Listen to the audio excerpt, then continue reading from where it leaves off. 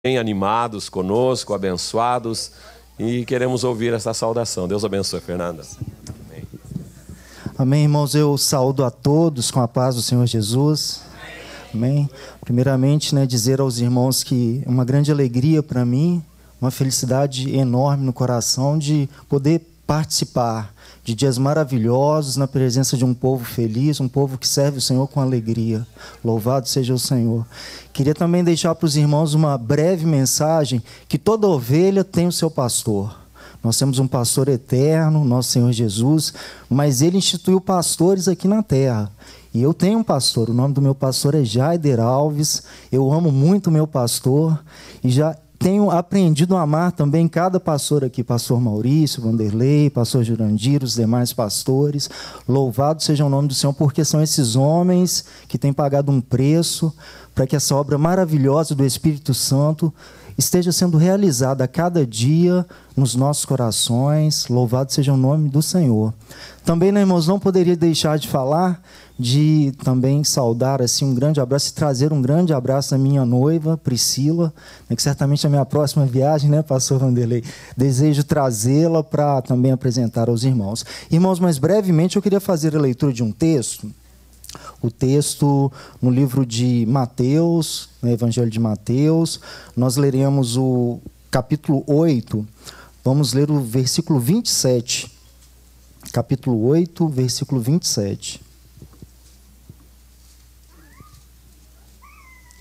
E esse texto, eu orando, buscando ao Senhor, o Senhor falou muito no meu coração do tema que nós temos estudado aqui nesse mês, já é o meu quarto culto na casa do Senhor, nessa casa. Então esse tema de nem sempre. Então eu gostaria de dividir essa experiência com o Senhor, com os irmãos, a experiência que o Senhor tem me concedido. Assim nos diz a palavra do Senhor, Mateus, capítulo 8, versículo 27. Aqueles homens se maravilharam, dizendo: quem é este que até os ventos e o mar lhe obedecem? Louvado seja o nome do Senhor. Meus irmãos, esse é um texto muito conhecido, de todos aqueles servos do Senhor. O ministério do Senhor Jesus, nesse momento, já era um ministério maduro. Ele já havia operado milagres, já havia feito grandes coisas ali no meio de todo aquele povo, na Judéia e na Galileia. Esse é um momento crucial em que o Senhor decide fazer um grande teste ali, com seus discípulos, com todos aqueles que o acompanhavam.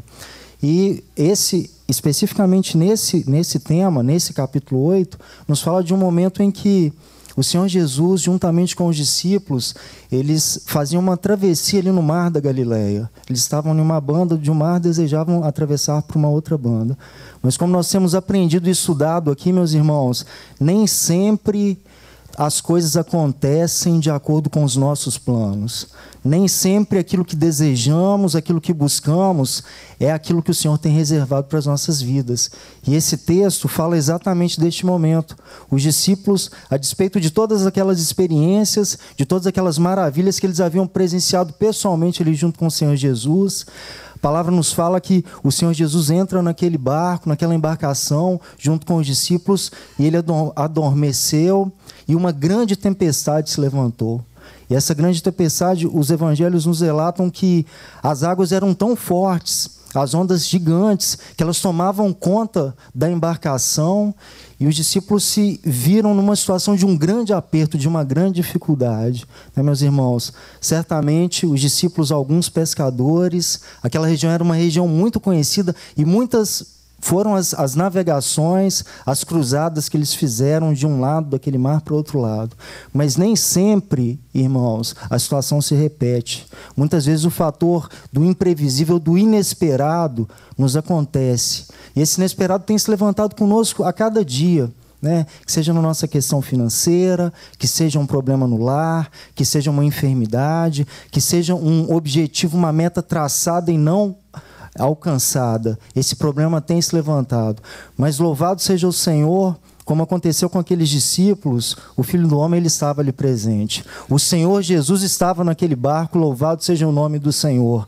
E no momento em que os discípulos, se vendo ali naquele grande apuro, naquela grande dificuldade, eles clamaram ali o Senhor, louvado seja o Senhor Jesus prontamente os respondeu, se levantou e com uma ordem só, o Senhor Jesus fala: cala-te, aquieta-se. Interessante, meu amor, que, irmãos, amados irmãos, que essa passagem, esse verbo, algumas traduções está no imperativo, outras não.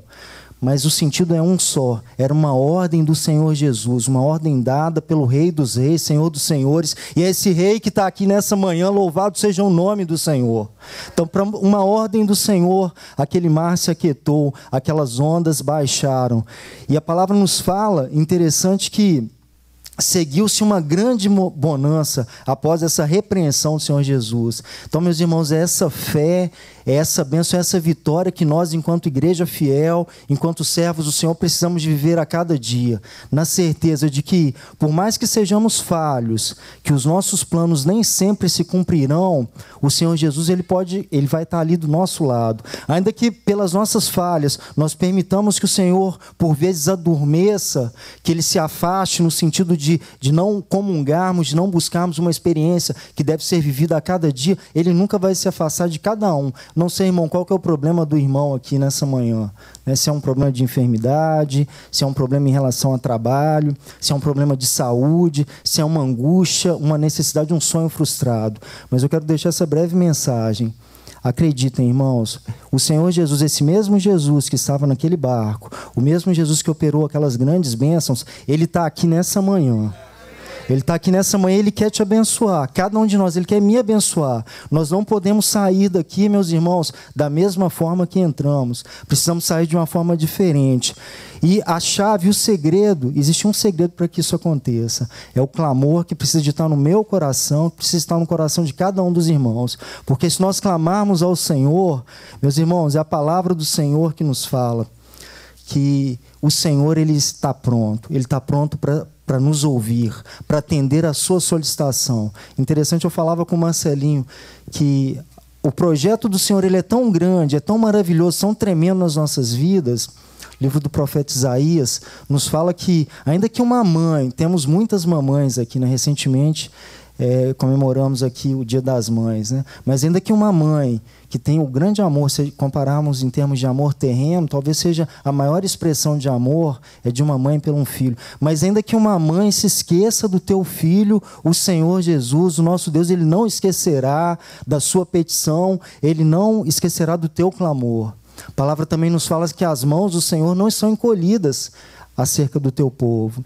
Então, meus irmãos, queria deixar essa mensagem: creiamos, busquemos na presença do Senhor, porque o Senhor tem uma grande promessa para realizar no nosso meio e precisamos de uma simples atitude, de realmente colocar os nossos corações diante do altar.